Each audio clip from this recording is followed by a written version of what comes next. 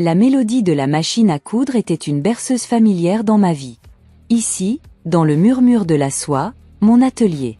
Les tissus blancs murmuraient des secrets de mariage à venir, attendant avec anticipation une vie pleine d'amour. Mais aujourd'hui, le bourdonnement rythmique ne suffisait pas à apaiser le nœud dans mon estomac. David, mon mari toujours solidaire, apparut à la porte avec un éclat malicieux dans les yeux. « As-tu entendu parler de Camille ?» soupirai-je tout en enfilant habilement une aiguille. « Oui, à propos du 4e mariage de Margot. »« Non, Camille me l'a déjà dit ce matin. » Margot, la sœur aînée de David, était une contradiction ambulante. Vêtue de la tête aux pieds avec des marques de créateur, elle irradiait un air de supériorité qui pourrait aigrir le lait. Ses mariages, cependant, étaient une autre histoire. 3 allées rapides vers l'hôtel et des sorties encore plus rapides, laissant derrière elle une traînée de maris perplexes. David Ritt. Prépare-toi, mon amour. Connaissant Margot, cette femme ne saurait pas ce qu'est être raisonnable, même si cela mordait dans son sac à main de créateur. Je soupirai. Tu te souviens de son effondrement à cause du ton taupe pour les robes de demoiselle d'honneur? C'était comme si l'apocalypse approchait. Je roulais encore des yeux à ce souvenir. C'est alors que la sonnette stridente rompit le calme bourdonnement de l'atelier. Je levai un sourcil. Sitôt pour un essayage de nuit, nous échangeâmes un regard, une prémonition silencieuse pesant dans l'air. Je dirais, murmurai-je en direction de la porte, que je ne serais pas surpris si une certaine personne décidait d'avancer sa visite. En ouvrant la porte, je me retrouvai face à Margot, ses ongles parfaitement manucurés tapotant impatiemment sur un sac Louis Vuitton. Ses lèvres étaient pincées dans une ligne de désapprobation, un contraste frappant avec les visages joyeux et pleins d'espoir des mariés qui visitaient habituellement mon atelier. « Élise, dit-elle d'un ton condescendant, quel plaisir de te voir. J'espère que tu as dégagé ton agenda pour les prochains mois. » Je forçai un sourire, en serrant les dents. « En fait, Margot, j'ai déjà plusieurs mariés réservés. »« Oui, oui, des chéris à leur premier mariage, interrompit-elle, en agitant la main avec dédain. Mais ceci, ma chère, est mon 4e mariage, une occasion marquante. Tu ne refuserais sûrement pas à ta propre sœur le privilège de concevoir sa robe. » Sœur était un terme généreux pour Margot. Nous nous tolérions, dans le meilleur des cas, et l'idée de passer des mois à travailler sur sa robe de mariée me remplissait de terreur. Bien sûr, Margot, articulai-je, en forçant un sourire qui ressemblait plus à une grimace. Mais concevoir une robe de mariée est un processus méticuleux, cela prend du temps. Margot m'interrompit d'un reniflement hautain. Le temps, c'est de l'argent, ma chère, et je suis plus que disposée à payer pour ton expertise. Son ton était sarcastique, l'implication claire. Elle considérait mon talent comme un simple service, non pas une forme d'art. En fait, Margot, commençai-je, avec une résolution ferme dans ma poitrine, mon tarif habituel pour une robe de mariée de ce calibre est de 5000 pesos. Absolument scandaleux, s'exclama-t-elle, en attrapant ses perles dans une horreur feinte. Pour une simple robe pour un 4e mariage? Allons, Élise, sois raisonnable. Margot, dis-je d'une voix ferme, la complexité du design, la qualité du tissu, tout cela influence le prix. Elle se moqua. Intriquée, ma chère. Je pense à quelque chose de simple mais élégant. Peut-être une touche de dentelle, quelques perles, du tissu blanc, rien de trop exagéré, tu sais, considérant que ce n'est pas exactement ma première fois. Je serrai la mâchoire. Du blanc pour un 4e mariage? Ce n'est pas vraiment simple ni élégant, Margot. Peut-être qu'une couleur plus sobre serait plus appropriée. Un éclat dangereux brilla dans ses yeux. Ne pense même pas à suggérer ce monstre de rose poussiéreux que tu as imposé à Camille. Pourquoi pas? La couleur de la pureté, Margot, et la pureté est exactement ce que tu cherches. La pureté était le dernier mot que j'associerais à Margot, avec 3 ex-maris et un sentier de cœur brisé long d'1 kilomètre.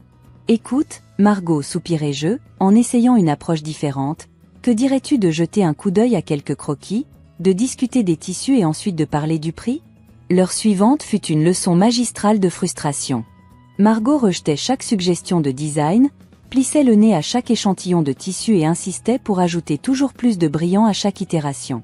Plus de cristaux ici, disait-elle, en touchant un croquis avec un ongle parfaitement manucuré, et une traîne plus longue, tu ne crois pas?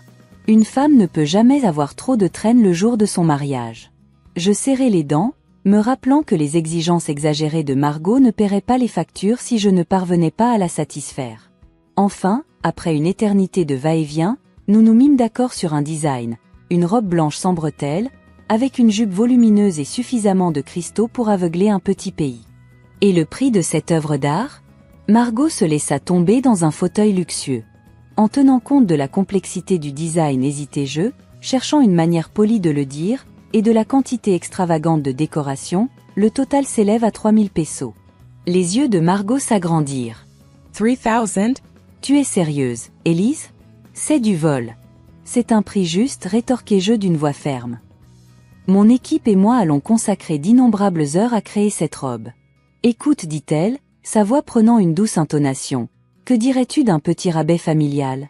Les belles-sœurs doivent prendre soin les unes des autres, n'est-ce pas? Je la regardai, incrédule. Un rabais familial, après toutes les insultes et les exigences?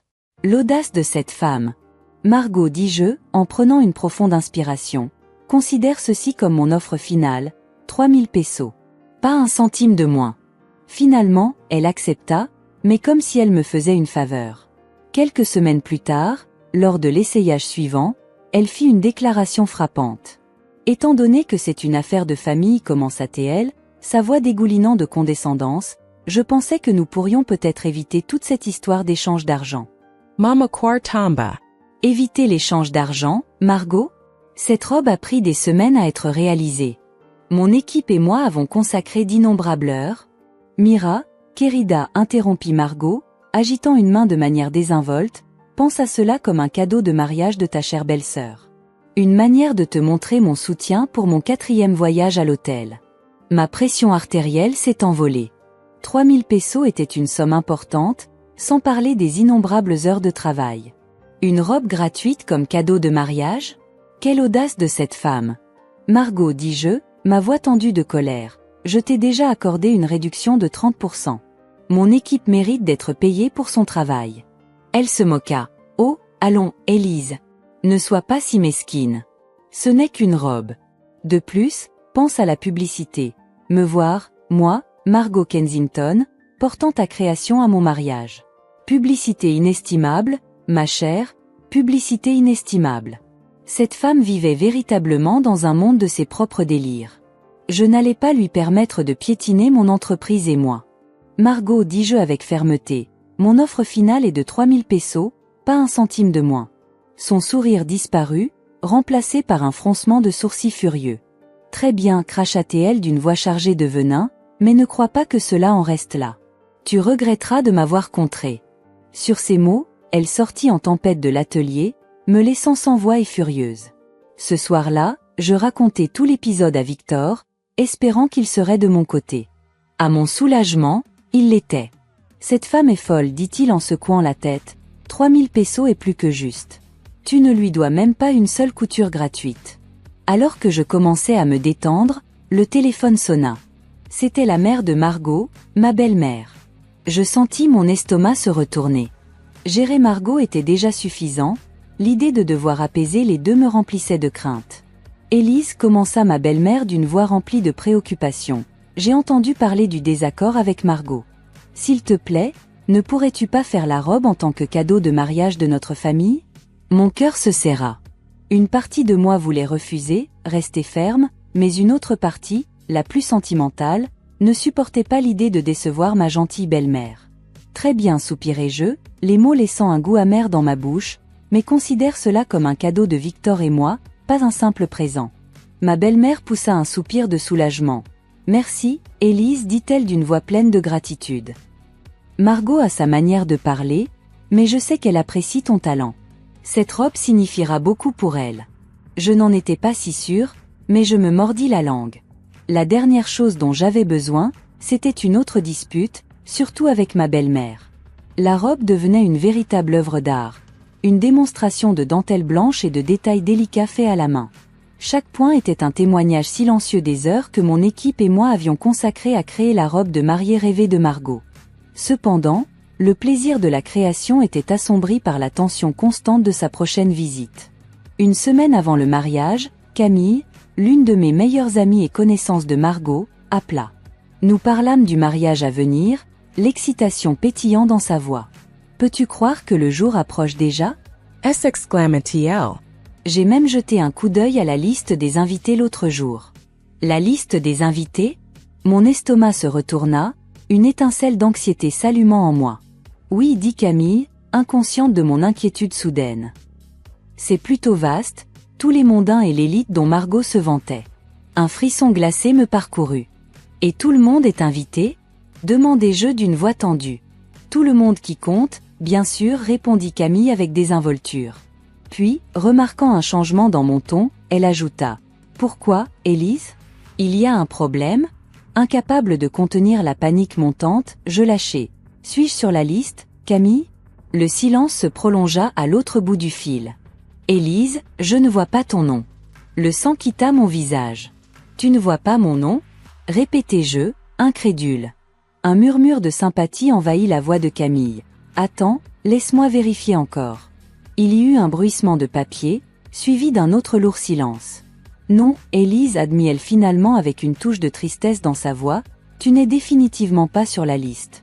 Le choc se transforma en colère. Margot, après tout le travail, les interminables révisions et le coût exorbitant, avait l'audace de m'exclure de son mariage. Mes mains se serrèrent en poing. Je raccrochai le téléphone, l'esprit en ébullition. Victor entra dans la pièce à ce moment-là, le front plissé de soucis. Que se passe-t-il, Élise? On direct K2 as view on Phantom. Je racontai toute la conversation avec Camille, ma voix tremblait, mélangeant douleur et colère. Le visage de Victor reflétait ma propre indignation. C'est incroyable! S'! Après tout ce que tu as fait pour elle. Nous appelâmes immédiatement Margot. Lorsqu'elle répondit, sa voix était joyeuse et joviale. Élise, ma chère, comment va ma robe? Victor me prit le téléphone des mains. Ne nous sors pas ton ma chère, Margot, dit-il d'une voix froide et dure, nous savons que tu n'as pas invité Élise à ton mariage. Un soupir surpris échappa à Margot. Oh, mon cher, feignit-elle l'innocence, c'est de cela qu'il s'agit? Tu comprends sûrement que c'est un événement très exclusif, uniquement pour la crème de la société, tu vois. Après ces mots, elle raccrocha le téléphone. Victor et moi échangeâmes des regards enflammés pendant qu'il terminait l'appel. L'air crépitait d'indignation. L'audace de Margot m'avait poussé à bout. Je n'allais pas lui permettre de me piétiner, pas après tout le travail acharné et les larmes versées pour sa précieuse robe de mariée. Une étincelle espiègle s'alluma dans mes yeux. Vengeance, un mot délicieux, dansait sur ma langue. Margot voulait de l'exclusivité, je lui donnerais de l'exclusivité. Une surprise le jour de son mariage qu'elle n'oublierait jamais. Le jour de l'essayage final arriva, et Margot entra comme un ouragan de sourires forcés et de lunettes de créateur.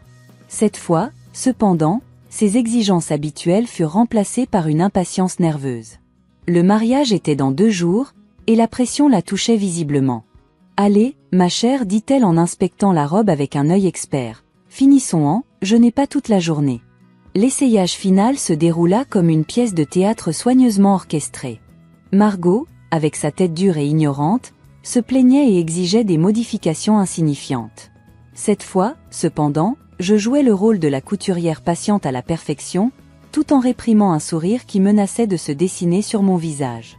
Il ne reste qu'un petit détail, mentis-je doucement, une fois qu'elle eut enfin épuisé sa liste de défauts imaginaires, une petite décoration à l'arrière qui nécessite un travail manuel délicat. Je le terminerai dans 2 jours. Margot, toujours impatiente, s'irrita du délai. 2 jours? Sérieusement, Élise? Tu ne peux pas le faire maintenant? C'est une pièce très complexe, ma chère, répondis-je, ma voix dégoulinant de fausse sympathie. Crois-moi, il vaut mieux ne pas y toucher avant la dernière minute. De plus, tu veux que ta robe soit absolument impeccable lorsque tu marcheras vers l'autel. Sa vanité surpassa ses soupçons. D'accord, grogna-t-elle en cédant enfin. Assure-toi juste d'arriver tôt le jour du mariage. Je ne veux aucun contretemps de dernière minute. D'un geste triomphant de sa main manucurée, elle quitta la boutique, me laissant seule avec un sourire espiègle sur le visage. L'air crépitait. Je passai à l'action. À l'arrière de la boutique, une boîte, mon arme secrète, m'attendait. Je l'avais préparée à l'avance, son carton robuste était ma toile vierge pour mon chef-d'œuvre de vengeance. Mais j'avais besoin de quelque chose de plus. Fouillant dans mes chutes de tissu, je trouvai un morceau restant. Le polyester le plus bon marché et insipide que j'avais pu trouver, d'une teinte vaguement similaire à l'ivoire de la dentelle de Margot. Avec une précision rapide, je pliai le tissu, créant une silhouette lâche et fluide qui imitait la forme de la robe. Ce ne serait pas une réplique exacte, mais cela faisait partie du plaisir. Cette robe serait une caricature de l'ego gonflé de Margot, un symbole de sa superficialité. Le jour du mariage arriva par une vibrante matinée de printemps, remplie d'une anticipation nerveuse. David et moi nous garâmes discrètement de l'autre côté de la rue, face à la maison de Margot, qui était en pleine effervescence. À travers la fenêtre, nous la vîmes se déplacer frénétiquement, comme un colibri hyperactif, donnant des ordres à une équipe de demoiselles d'honneur et de coiffeurs visiblement dépassés. Prenant une grande respiration, je mis la boîte sur mon épaule, celle que nous appelions maintenant la boîte surprise. Étonnamment, elle était légère, un contraste marqué avec le poids émotionnel qu'elle représentait. David serra ma main, un réconfort silencieux dans son contact chaleureux. Nous montâmes les marches du perron et fûmes accueillis par une demoiselle d'honneur visiblement troublée. « Élise, Victor, que faites-vous ici si tôt ?» demanda-t-elle. Margot a demandé que je lui apporte la robe directement à l'événement, expliquai-je, en gardant mon calme. La demoiselle d'honneur se hâta de transmettre le message, laissant Victor et moi seuls dans le hall.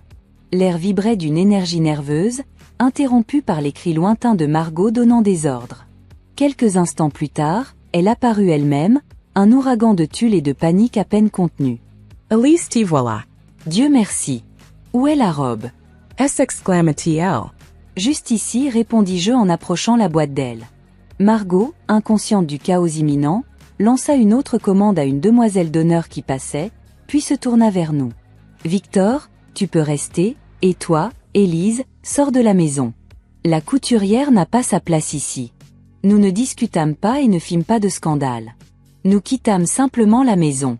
Le poids de la boîte fut remplacé par une légèreté dans ma poitrine. Nous retournâmes à notre voiture, tandis que le bruit de la maison occupée s'évanouissait derrière nous. Victor démarra le moteur, une lueur espiègle dans ses yeux. « Et maintenant ?» demanda-t-il. « Maintenant, répondis-je, reflétant son sourire, nous attendons les feux d'artifice. » Ce que nous ignorions, c'était que les feux d'artifice avaient déjà commencé. Alors que nous nous éloignions, la nouvelle du traitement scandaleux de Margot à mon égard se répandait dans la maison comme un incendie. Son frère, déjà furieux de mon exclusion de la liste des invités, était en colère. Sa femme, Camille, une amie proche, attisait les flammes en racontant les détails de l'arrogance de Margot. Le résultat fut une véritable dispute familiale. Le frère de Victor et sa femme quittèrent la maison, refusant d'assister au mariage en signe de protestation. La nouvelle, bien sûr, atteignit Margot au milieu du chaos des préparatifs, mais dans son monde égocentrique, la seule chose qui comptait était la robe. La sonnerie de la porte coupa le calme réconfortant de notre maison, rompant la paix qui régnait. Victor et moi échangeâmes un regard surpris, une question silencieuse dans l'air. Il ne s'était écoulé qu'une heure depuis notre retour de la maison chaotique de Margot. Quel nouveau drame cela pouvait-il être ? Poussant un profond soupir, j'ouvris la porte, me préparant à l'inévitable. Mon cœur se serra en les voyant, une Margot furieuse, ses cheveux parfaitement coiffés maintenant en désordre. Sa mère, une image de résignation fatiguée, et un fiancé déconcerté à ses côtés. Margot, les yeux flamboyants de colère, poussa la boîte surprise vers moi. Le carton, maintenant froissé et déchiré, laissait entrevoir le tissu bon marché, un pathétique substitut à la robe qu'elle attendait. « C'est quoi ce truc ?»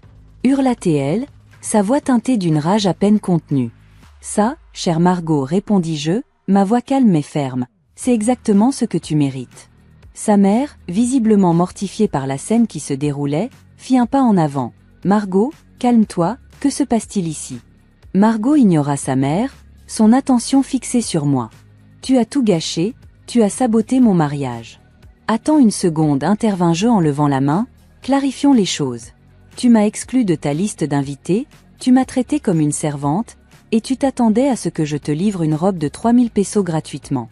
Ce petit cadeau, dis-je en touchant la boîte froissée, est juste une dose de ta propre médecine. » Son visage devint écarlate. Un étrange gémissement étranglé s'échappa de ses lèvres. Elle se jeta sur moi, les poings serrés, mais sa mère la retint. N'y pense même pas, Margot, dit sa mère, sa voix teintée de déception. Cependant, Margot ne put contenir sa fureur. Elle se tourna vers sa mère, lançant des accusations. Tout le monde est contre moi, ruinant le jour de mon mariage.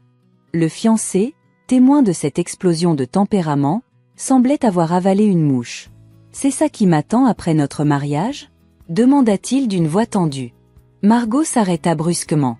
Elle le regarda, une étincelle de compréhension traversant son visage. Le fiancé, visiblement dégoûté par toute la scène, poussa un profond soupir. « Ce mariage est annulé », déclara-t-il fermement. Le visage de Margot se tordit en une expression mêlant choc et incrédulité. « Non, tu ne peux pas. Nous pouvons arranger ça. » Il secoua la tête, son regard fixe. « Je mérite mieux que ce drame. » Adieu, Margot. Sur ces mots, il tourna les talons et s'éloigna, laissant Margot sans voix, son rêve de mariage s'effondrant autour d'elle. Un silence stupéfait s'empara du porche.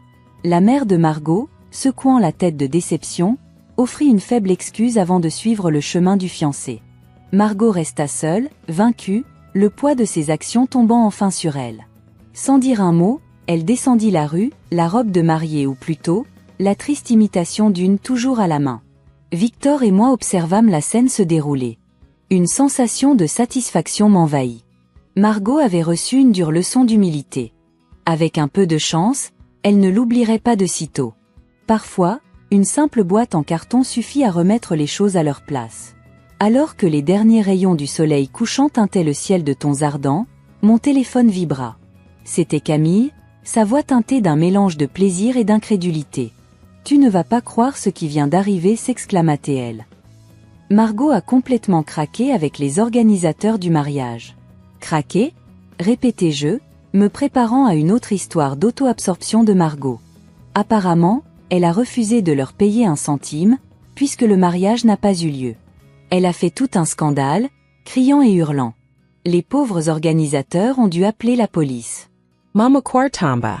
Margot, dans sa rage aveugle, avait réussi à transformer un désastre personnel en un spectacle public. L'image d'elle se disputant avec la police était presque comique, si ce n'était un peu triste. « Elle a été arrêtée ?» demandai-je, une curiosité morbide s'éveillant en moi. « Pas exactement » rit Camille, mais elle a écopé d'une amende pour trouble à l'ordre public. Apparemment, elle n'était pas très contente de passer sa nuit de noces au poste de police et elle éclata de rire. « Bien fait » murmura-t-elle. Les jours suivants furent un tourbillon de ragots et de répercussions. Je me rapprochai du fiancé de Margot, lui présentant mes sincères excuses pour la façon dont les choses s'étaient terminées. À ma grande surprise, il fut aimable. « Honnêtement, Élise, dit-il d'une voix chaleureuse, je te dois des remerciements. Voir les véritables couleurs de Margot m'a sauvé d'une vie de misère. » La mère de Margot me contacta également. Après avoir expliqué la situation en détail, je vis une lueur de compréhension dans ses yeux. Le calvaire l'avait visiblement affectée, et un silence pesant régnait entre nous avant qu'elle ne parle. « Je m'excuse pour le comportement de Margot, Élise, dit-elle d'une voix tendue. J'aurais dû faire plus pour la contenir. Ce n'était pas de ta faute, répondis-je doucement. Quant à Margot, elle devint une paria sociale, humiliée et ostracisée. Elle quitta la ville, incapable de supporter le poids de ses propres actions. David et moi, en revanche, profitâmes de la paix nouvellement trouvée. L'expérience nous avait rapprochés, une victoire partagée contre l'arrogance et le sens du droit. La paix nouvellement découverte que Victor et moi avions commencé à savourer semblait s'être enfin installée. Avec Margot hors de scène et toute la tempête de drame apparemment éteinte, l'air dans notre maison était plus léger.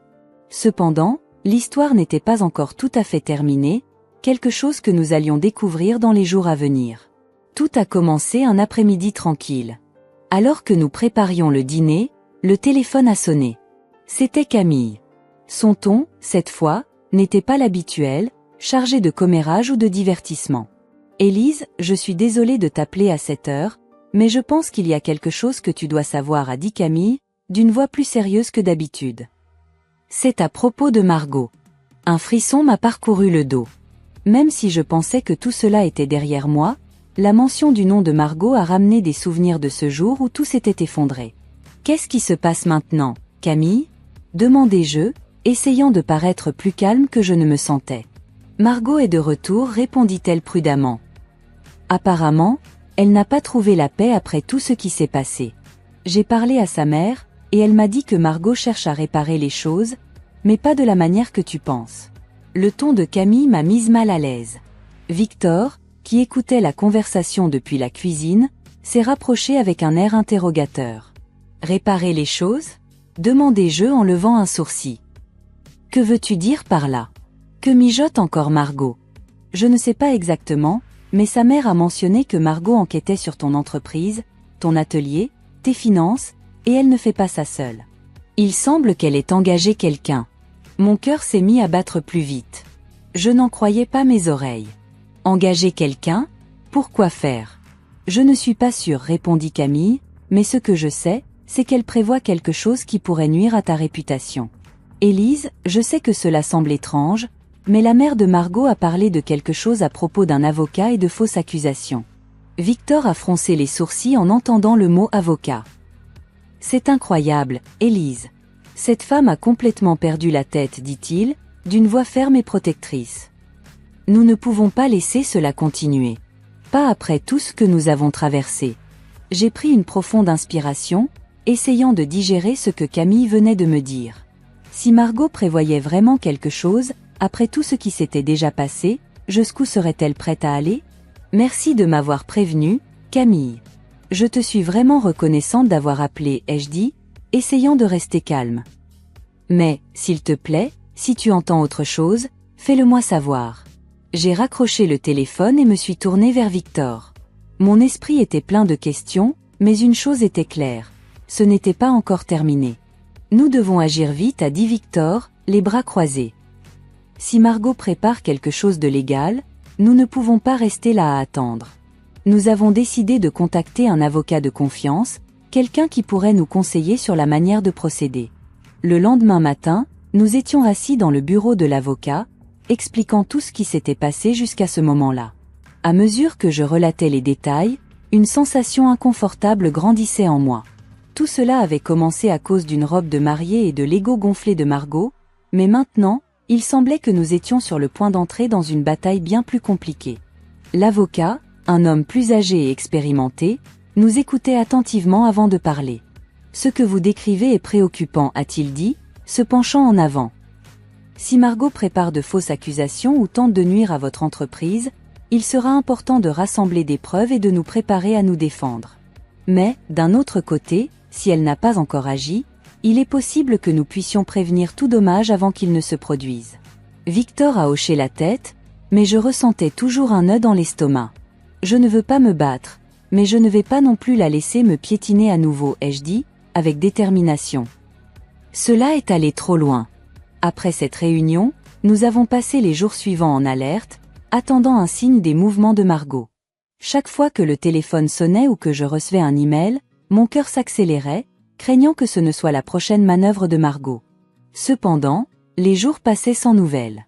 Il semblait que le chaos était sur le point d'éclater à tout moment, mais il ne se produisait jamais. Jusqu'à ce qu'un après-midi, Victor et moi étions dans l'atelier, en train de revoir quelques commandes, lorsqu'un homme que je ne reconnaissais pas est entré. Il était grand, vêtu d'un costume impeccable et portait une mallette en cuir. « Bonjour, dit-il, sur un ton professionnel. Mon nom est Luca Moretti, avocat de Madame Margot Kensington. Je suis ici pour vous remettre ces documents. » Mon estomac s'est retourné. Luca ouvrit la mallette et en sortit une enveloppe. Je n'arrivais pas à croire que cela se produisait vraiment. « Ma cliente a décidé de prendre des mesures légales contre vous, a continué Luca, d'un ton froid. Voici les accusations détaillées.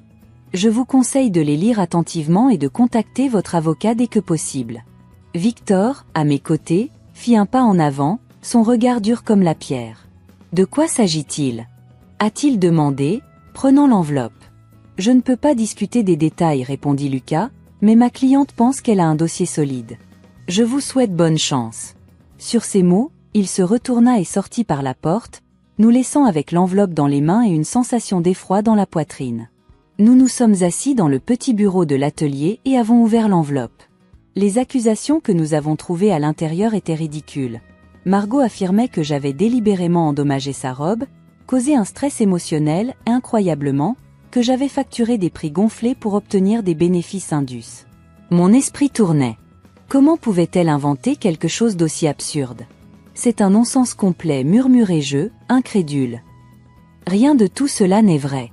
Je le sais, dit Victor, en regardant les pages avec mépris, mais nous devons prendre cela au sérieux.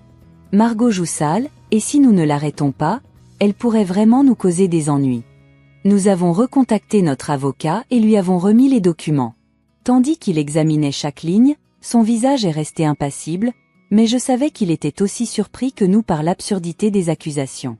Élise, Victor a-t-il finalement dit, cette action en justice n'a aucun fondement solide, mais cela ne signifie pas que nous ne devons pas agir. Nous pouvons riposter pour diffamation si nécessaire, mais d'abord, je pense que le mieux serait de tenter de régler cela en dehors des tribunaux. Une idée m'est venue à l'esprit à ce moment-là, quelque chose que j'avais évité mais qui semblait inévitable. Parler directement à Margot. Ce soir-là, j'ai décidé de faire l'impensable. J'ai appelé Margot. Je ne savais pas si elle allait répondre, mais après 3 sonneries, j'ai entendu sa voix de l'autre côté de la ligne. Il y avait une note de surprise dans sa voix. « Élise, je ne m'attendais pas à ton appel. Margot, cela doit s'arrêter. Tu sais que les accusations que tu fais ne sont pas vraies. Tu sais que j'ai toujours agi de bonne foi avec toi, malgré tout. » Il y eut un long silence à l'autre bout du fil. Puis, finalement, Margot soupira. « Tu ne comprends pas, Élise. Tout cela est plus compliqué que tu ne le penses. » Mon cœur battait à tout rompre. Que voulait-elle dire par là? Qu'est-ce qui se passait en coulisses que je ne connaissais pas? Compliqué? Répétai-je. Qu'est-ce qui est compliqué dans le fait d'inventer des mensonges pour ruiner mon entreprise? Ce ne sont pas des mensonges, répondit-elle, sur la défensive, mais ce ne sont pas non plus ce qu'ils semblent être. Il y a autre chose en jeu ici, Élise. Et cela n'a rien à voir avec toi. Sa réponse m'a laissé perplexe. De quoi parles-tu, Margot? Ce qu'elle dit ensuite me glaça le sang. Passons maintenant à la conclusion de cette histoire pleine de rebondissements et d'enseignements importants. Lorsque nous regardons tout ce qui s'est passé, des intrigues familiales à la vengeance planifiée, il est impossible de ne pas s'arrêter pour réfléchir à la façon dont nos actions peuvent influencer la vie des personnes qui nous entourent. Margot, guidée par l'orgueil et la vanité, a fini par s'enfoncer dans son propre comportement destructeur, et cette histoire nous enseigne quelque chose de très précieux. Lorsque nous nous laissons emporter par l'ego, les conséquences peuvent être dévastatrices, non seulement pour nous, mais aussi pour ceux qui nous entourent. Combien de fois, dans la vie, agissons-nous de manière impulsive, pensant uniquement à nous-mêmes, sans mesurer les conséquences? Margot croyait que le monde tournait autour d'elle, qu'elle pouvait manipuler et contrôler tout le monde, mais la vérité est qu'à la fin, elle était la grande perdante. Cela nous mène à une leçon importante. L'orgueil, lorsqu'il est alimenté, peut nous aveugler au point de perdre tout ce que nous valorisons le plus. Maintenant, réfléchissons ensemble. Et si Margot avait agi avec humilité, si elle avait demandé pardon et cherché à résoudre les problèmes de manière respectueuse, combien de ces situations auraient pu être évitées? Au lieu de cela, elle a choisi le chemin de l'arrogance et de la vengeance, et elle a récolté ce qu'elle a semé. Cela nous amène à réfléchir à nos propres vies. À un moment donné, nous sommes-nous comportés comme Margot? Nourrissons-nous des rancunes, de l'orgueil ou de l'égoïsme qui pourraient nous nuire à long terme? L'une des grandes leçons que cette histoire peut nous enseigner est le pouvoir du pardon et de l'humilité. Parfois, tout ce que nous devons faire, c'est nous arrêter, respirer et réfléchir avant d'agir. Reconnaître nos erreurs, demander pardon et faire la paix avec ceux qui nous entourent est un chemin bien plus sain et gratifiant que la vengeance ou l'orgueil. Souvent, l'acte de pardonner ou d'être humble est perçu comme une faiblesse, mais en réalité, c'est tout le contraire. C'est un signe de force et de maturité. De plus, nous apprenons aussi que nous devons être responsables de nos attitudes et de leur impact sur les autres. En cherchant à se venger, Margot n'a pas seulement détruit son propre bonheur, mais elle a aussi blessé les personnes qui se souciaient le plus d'elle. Nos décisions ont un impact, et il est important de réfléchir aux conséquences avant d'agir de manière impulsive. Maintenant, j'aimerais entendre votre opinion. Qu'avez-vous pensé de cette histoire? Avez-vous déjà vécu une situation qui vous rappelle les actions de Margot? Croyez-vous que pardonner est toujours la meilleure voie, même lorsque nous nous sentons lésés? Laissez vos commentaires ci-dessous, car je suis vraiment curieux de savoir comment vous voyez ces situations. Le dialogue avec vous, qui suivez la chaîne Histoire de la vie, rend notre contenu encore plus enrichissant. Alors, si vous avez aimé cette vidéo, n'oubliez pas de laisser un like, de vous abonner à la chaîne et d'activer la cloche pour ne manquer aucune des prochaines histoires. Maintenant, je veux partager un message qui va au-delà de cette histoire et qui peut profondément transformer nos vies. Vous savez, tout comme Margot, nous nous laissons souvent emporter par l'orgueil, l'égoïsme, et nous finissons par nous éloigner des autres et même de Dieu. La bonne nouvelle, c'est qu'il existe un chemin de retour, un chemin de réconciliation, et il nous a été donné à travers le plus grand acte d'amour de l'histoire, le sacrifice de Jésus-Christ pour nous. Dans Jean 3h16, il est écrit « Car Dieu a tant aimé le monde qu'il a donné son Fils unique, afin que quiconque croit en lui ne périsse pas, mais ait la vie éternelle. » Ce verset nous rappelle l'immense amour que Dieu a pour chacun de nous. Il nous aime tellement qu'il a envoyé son propre Fils, Jésus, mourir pour nos péchés, afin que nous puissions être pardonnés et avoir une nouvelle vie. C'est la plus grande démonstration d'amour qui ait jamais existé. Dieu nous aime d'un amour inconditionnel, et son désir est que nous acceptions tous ce cadeau merveilleux qu'est le salut. Peut-être que, tout comme Margot, vous vous êtes égaré à un moment donné, que vous avez pris de mauvaises décisions ou que vous vivez un moment d'orgueil et d'égoïsme. Mais sachez qu'il n'est jamais trop tard pour revenir. Jésus est toujours là, les bras ouverts, attendant que vous lui remettiez votre vie. Accepter Jésus comme votre Seigneur et Sauveur est la meilleure décision que vous puissiez prendre. Cela signifie reconnaître que vous avez besoin de Dieu dans votre vie, que vous ne pouvez pas trouver la véritable paix et le bonheur par vous-même. Lorsque nous nous remettons à Jésus, il transforme notre cœur, guérit nos blessures et nous donne une nouvelle chance, une nouvelle vie remplie d'amour et d'espoir. Et si vous sentez qu'il est temps de faire ce pas de foi, d'accepter Jésus dans votre cœur, je vous invite à faire cette prière avec moi maintenant. Seigneur Jésus, je reconnais que je suis un pécheur et que j'ai besoin de ton pardon. Je crois que tu es mort sur la croix pour moi et que tu es ressuscité, afin que je puisse avoir la vie éternelle. Aujourd'hui, je te remets ma vie et je t'accepte comme mon Seigneur et Sauveur. Transforme mon cœur, Seigneur, et guide-moi sur ton chemin. Amen. Si vous avez fait cette prière, sachez qu'un grand changement a commencé dans votre vie. Jésus est avec vous, et il vous aime plus que vous ne pouvez l'imaginer. Si vous avez pris cette décision, partagez-la dans les commentaires. J'aimerais savoir comment s'est passé ce moment spécial dans votre vie. Et bien sûr, abonnez-vous à la chaîne Histoire de la vie pour continuer à suivre des histoires qui apportent des leçons de vie et de foi. Que Dieu vous bénisse abondamment.